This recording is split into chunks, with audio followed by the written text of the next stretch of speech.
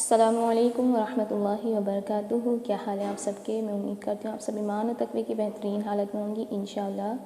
تو آج کا ہم ٹاپک اسٹارٹ کرتے ہیں جو ہماری نماز نبی کی سیریز چل رہی تھی، اس کو پرومو کا انشاءاللہ پارٹ 2 ہے آج۔ رب اشرح لی صدری ویسر لی امری واحلل عقدۃ من لسانی یفقہوا قولی رب زدنی علما اللہم ارنا الحق حقا وارزقنا اتباعہ وارنا الباطل باطلا وارزقنا اجتنابہ اللہم فقہنا فی الدین آمین۔ بسم اللہ الرحمن الرحیم۔ اب کچھ لڑکیوں کے سوال ہوتے ہیں، میں نماز پڑھنا شروع کرتی ہوں پھر چھوٹ جاتی ہے، کبھی بہت اچھا لگتا ہے، کبھی نماز سکون دیتی ہے مگر تھوڑے ہی ٹائم بعد بیزاریت ہو جاتی ہے، نماز بوجھ لگنے لگتی ہے، مجھے اپنا بھاری وجود نماز کے لیے اٹھانا مشکل لگتا ہے۔ پیاری بہنوں ایک بات بتائیں، آپ لوگ نظر کا پردہ کرتی ہیں؟ پیاری بہنوں، نظر کا پردے کا نماز سے بہت گہرا تعلق ہے۔ بری نظر شیطان کے زہریلے تیروں میں سے ایک تیر ہے جو انسان کے دل میں اتر جاتا ہے۔ پردہ کرنا تو بہت آسان ہے مگر نظر کا پردہ کچھ مشکل ہوتا ہے۔ جب ہماری نگاہ پاک نہیں رہتی نا تو عبادتوں سے لذت جاتی رہتی ہے، جب نگاہ پاک نہیں رہتی تو سوچ بھی پاک نہیں رہتی، اور جب سوچ خراب تو نیت خراب، اور اعمال کا دار و مدار تو ہے ہی نیتوں پر۔ آپ کو پتہ ہے انسان جو دیکھتا ہے وہی سوچتا ہے، جو سنتا ہے وہ اس کے دل پر اثر رکھتا ہے۔ ہم کیا دیکھتے ہیں، کیا سنتے ہیں، کیا بات کرتے ہیں؟ کبھی سوچا ہے آپ خود تو پردہ کرتی ہیں، تو کیا ہر وہ نامحرم جو آپ کی نظر کو اچھا لگتا ہے اسے پہلی نظر کے بعد اپنے نفس کی تسکین کے لیے کتنی بار دیکھتی ہیں کہ وہ کس قدر خوبصورت ہے؟ فیس بک پر کوئی غیر مناسب تصویر، کوئی ویڈیو، کوئی بات جب کوئی نہیں دیکھ رہا ہوتا تنہائی میں مگر صرف اللہ جو دیکھ رہا ہوتا ہے، تو کیا ایک دفعہ اس پر رکتی ہیں؟ کبھی کوئی فلم، کوئی گانا جس میں نامحرم تو خیر چھوڑو، ہماری اپنی سمت کا بھی پردہ پورا نہیں ہوتا، بے خیالی میں دیکھ لیتی ہیں نا، پھر نامحرم ہمارے ارد گرد کے مرد تو نہیں ہیں نا، یہ جو ٹیلی ویژن پر آنے والے ایکٹرز، ماڈلز جن کی غائبانہ محبت میں ہم گرفتار ہوتے ہیں، انہیں غور سے دیکھتے ہیں، ان کی باڈی، ڈریسنگ اور لکس کی تعریف کرتے ہیں، یہ سب نظر کا پردہ ختم ہونے کے بعد ہی ہو پاتا ہے۔ تو آپ سوچو، میں نہیں کہہ رہی، اس کا جواب آپ مجھے دو، اپنا تجزیہ کرو، اس کا جواب اپنے دل کو دو۔ اگر اس کا جواب ہاں میں آئے تو سمجھ جائیں یہ نظر کی خیانت ہے، آپ سے آپ کی عبادت کی لذت چھین رہی ہے، دل کو سیاہ کر رہی ہے۔ زنا صرف ایک طرح کا تو نہیں ہوتا، اگر ہاتھ سے کچھ غلط ہوا تو وہ ہاتھ کا زنا ہوتا ہے، زبان سے فحش بات کہی تو زبان کا زنا ہوتا ہے، آنکھوں سے کچھ حرام دیکھا تو وہ آنکھوں کا زنا ہوتا ہے۔ نظر کی بے پردگی دل میں ایسا سوراخ کر دیتی ہے کہ جس سے ہمارے دل کا نور بہتا جاتا ہے، اور پھر جو لوگ نظر کا پردہ نہیں کرتے ان کی نمازیں ان پر بھاری ہو جاتی ہیں، اگر وہ نماز پڑھ بھی لیں تو بے دلی سے پڑھتے ہیں، دل نہیں لگتا، بوجھ سا رہتا ہے دل پر۔ تو کیا آپ سب بہنیں نظر کا پردہ کرتی ہیں؟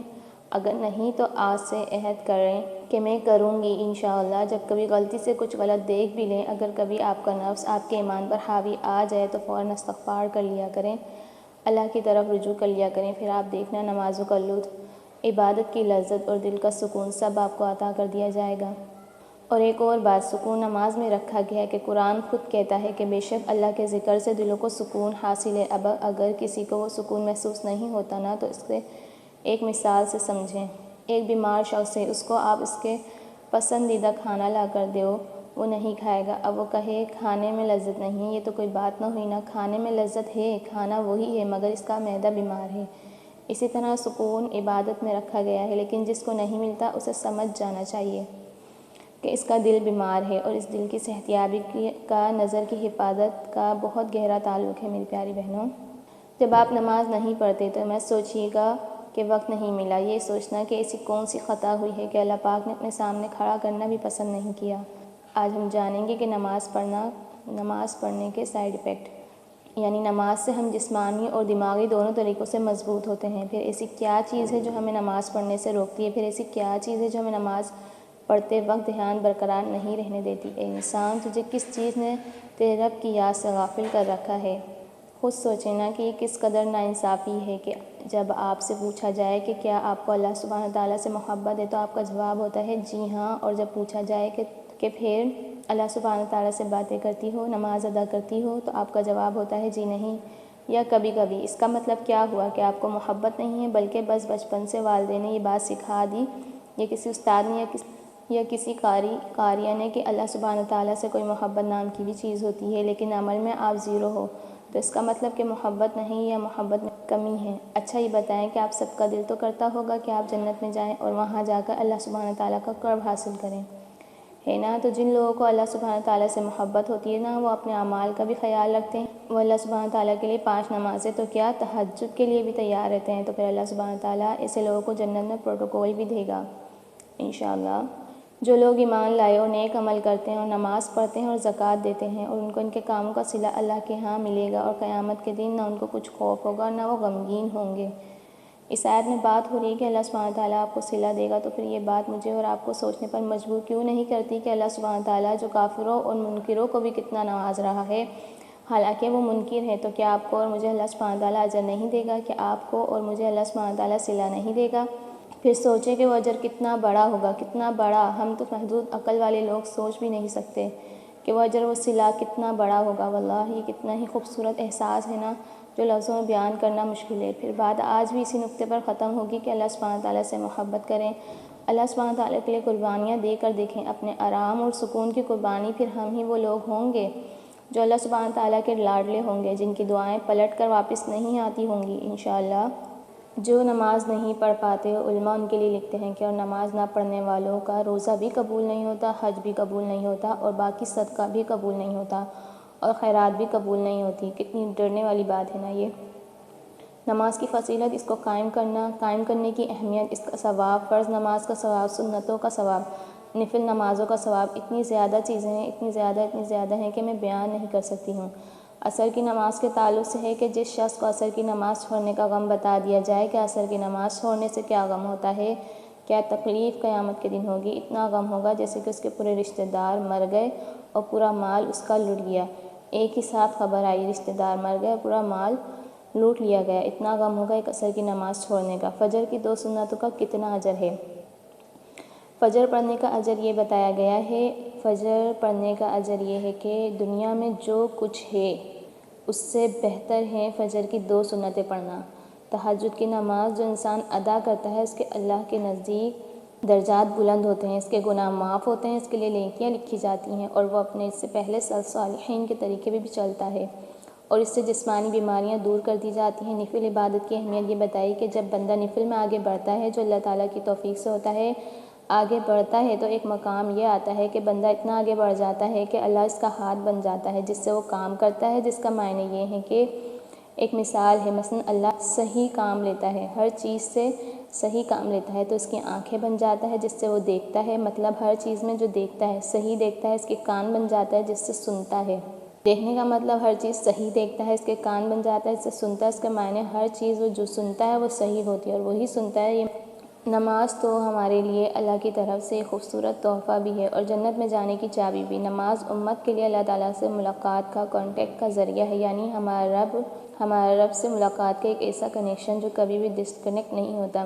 کبھی یہ لائن آف لائن نہیں ملے گی، اور نہ ہی اس میں کوئی پیسے لگتے ہیں۔ آپ جب چاہیں اللہ سے بات کر سکتے ہیں، آپ کو اپنی ہر پریشانی کا سلیوشن نماز میں ملے گا، اور اللہ تعالیٰ نے قرآن میں بھی یہی حکم دیا ہے کہ اے ایمان والو، صبر اور نماز سے مدد لیا کرو۔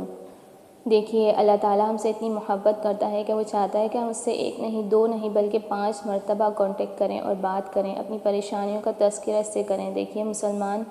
دیکھیں مسلمانوں پر 5 وقت کی نمازیں فرض کر دی گئی ہیں، اور یہ کسی بھی حالت میں معاف نہیں ہیں، کسی بھی حالت میں، نہ خوشی میں نہ غم میں۔ ایکچولی خوشی اس لیے کہا کیونکہ اکثر شادیوں میں نماز کو چھوڑ دیا جاتا ہے، دلہن ہو یا دولہا صاحب، کسی کو بھی نماز معاف نہیں ہے۔ اسی طرح غم میں بھی نماز معاف نہیں ہے، اگر کسی کا انتقال بھی ہو گیا ہے تب بھی آپ کو نماز ادا کرنی ہے۔